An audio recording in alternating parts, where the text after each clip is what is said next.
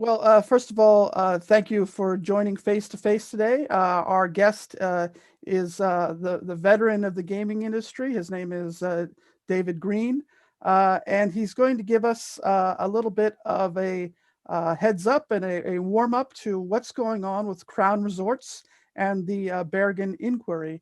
So, first of all, David, can you tell us, generally speaking, during the inquiry period?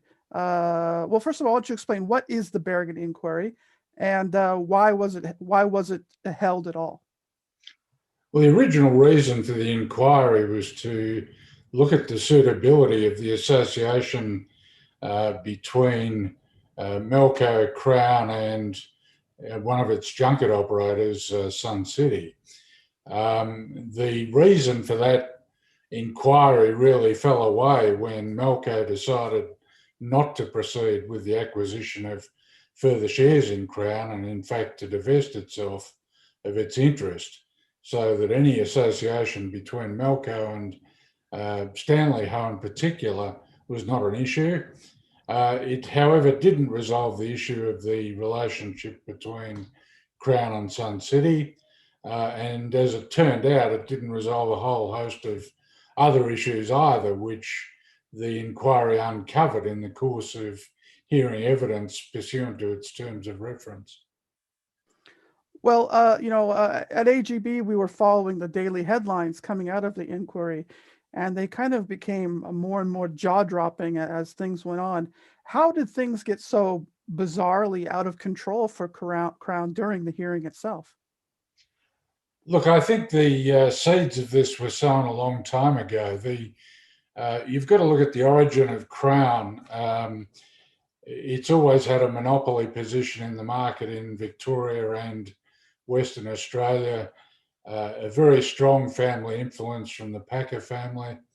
And really, in this century, James Packer has been synonymous with Crown. And perhaps unfortunately, the culture of the organisation seems more to be attuned to that of a private company than of a company which has 2/3 of its shareholders being non-Packer family members. So that, to me, is where you attribute the initial cause of the issues that were identified in the course of the hearings that we've all taken note of over the past few months. And how would you kind of describe what were the most damaging revelations that came out during the course of the hearings?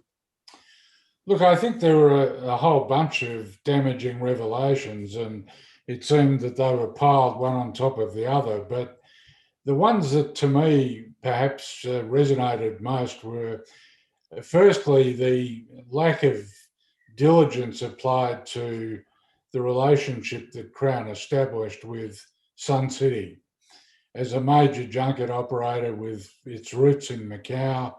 It has had a well-known profile internationally, which I guess colourful would be a term you might use to describe it. But regulators don't like colourful. Regulators like black and white. And in this case, Victoria has no method of regulating junkets directly. It has no licensing mechanism, for example. So it was highly reliant initially on Crown's ability to regulate and control its relationship with Sun City. I think the second damaging revelation was that the company Crown Resorts had been providing information to Mr. Packer and Consolidated Press, really, which wasn't available generally in the market. There's a question as to whether it was inside information. There's also a question as to whether it made him a shadow director of Crown.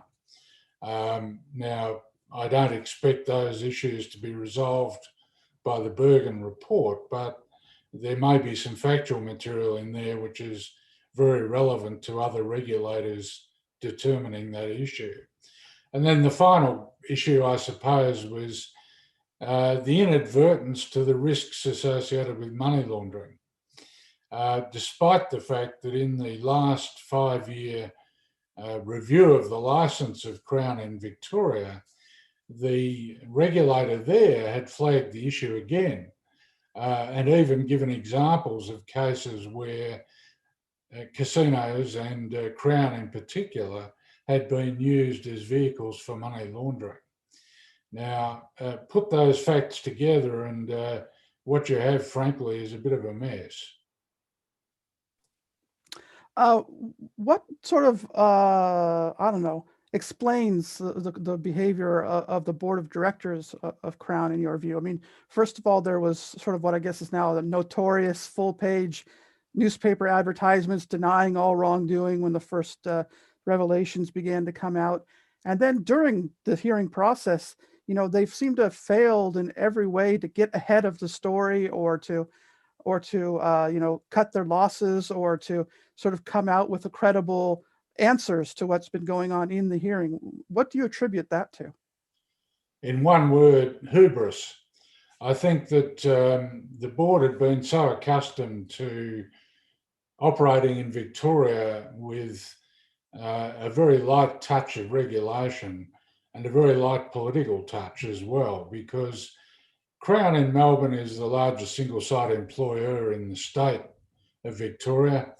It contributes around about 4% of government revenues and very much influences the discourse about gaming and steps that might be taken to deal with gaming behaviour that is antisocial, for example.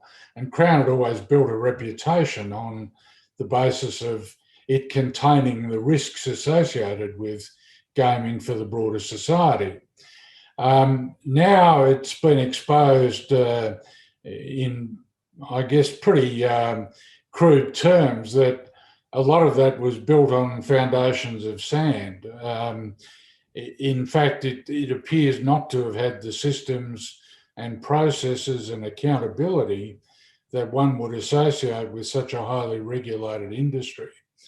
And that really, to me, is, you can put it down simply to the fact that directors didn't understand that they were independent.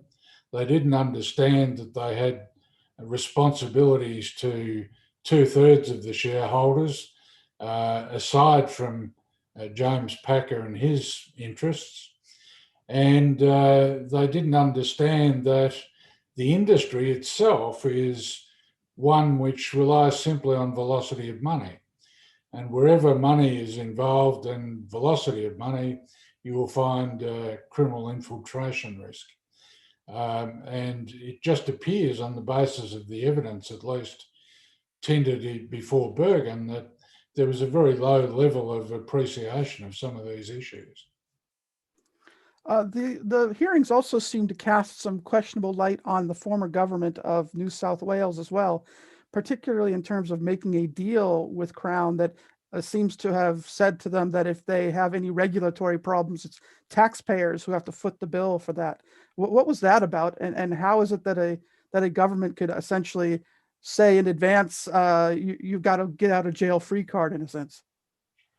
Well, I don't think it is a get out of jail free card. What they did was they asked for regulatory certainty in New South Wales. Now, they had already done that in Victoria.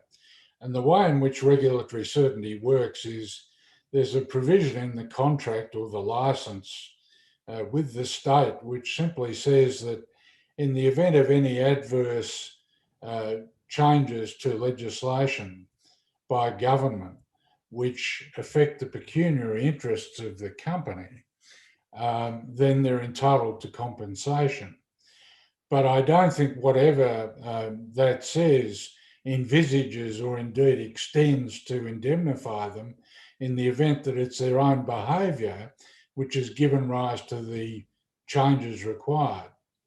Now, the important difference between Crown New South Wales and Crown Victoria is that New South Wales was an unsolicited bid by Crown, it was not a tender as it was in Victoria. So it's basically pitched an idea to the government of New South Wales, which has said, oh, that sounds like a good idea. It's basically a turnkey for no cost to us, and it has the potential to generate a significant income stream and significant employment.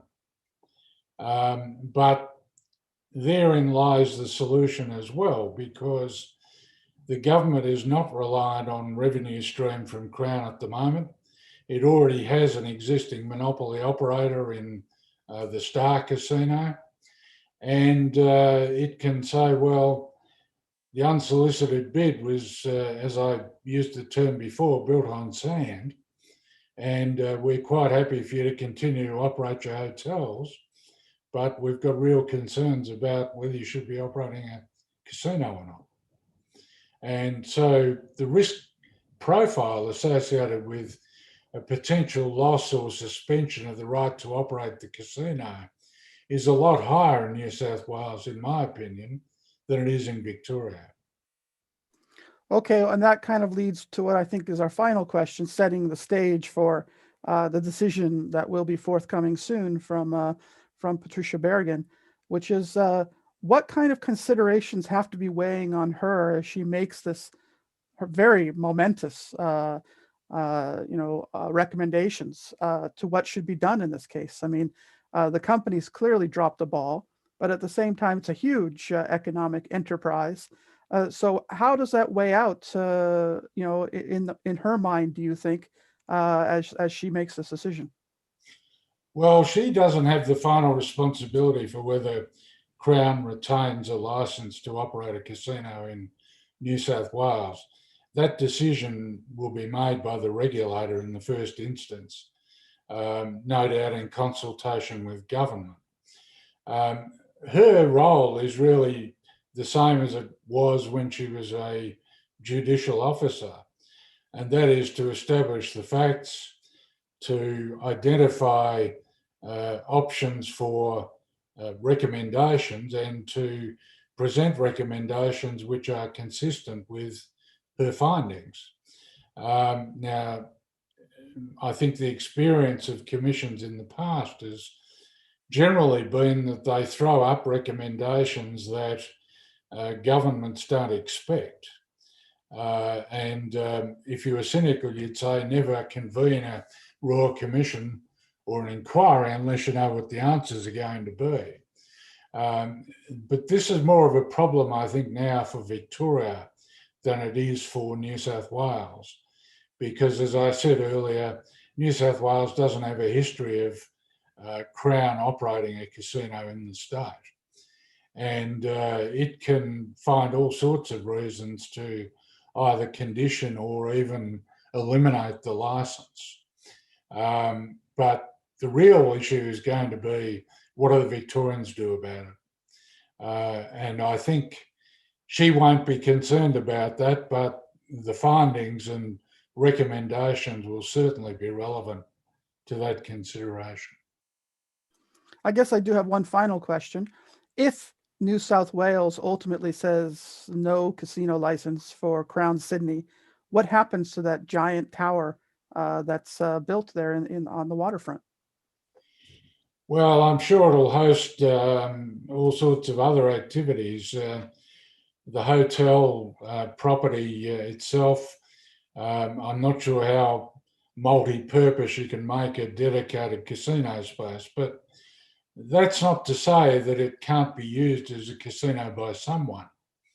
And that someone might be a party introduced by Crown, for example, through a merger or through perhaps just a straight introduction and substitution. That will depend on the politics of the situation. Is that operator an Asian operator? Are they a US operator? Do they have regulatory clearance and a strong regulatory record? So looking that far ahead is difficult, but it's conceivable that it could still be used as a casino. But in the short term, if there was a suspension or cancellation of licence, it would certainly present an issue in terms of the revenue model which is driving that whole project. All right. Well, thank you very much, David, for joining us today, and we'll all look with great interest on what recommendations Bergin makes in the coming days. Thanks, Michael. Good talking to you.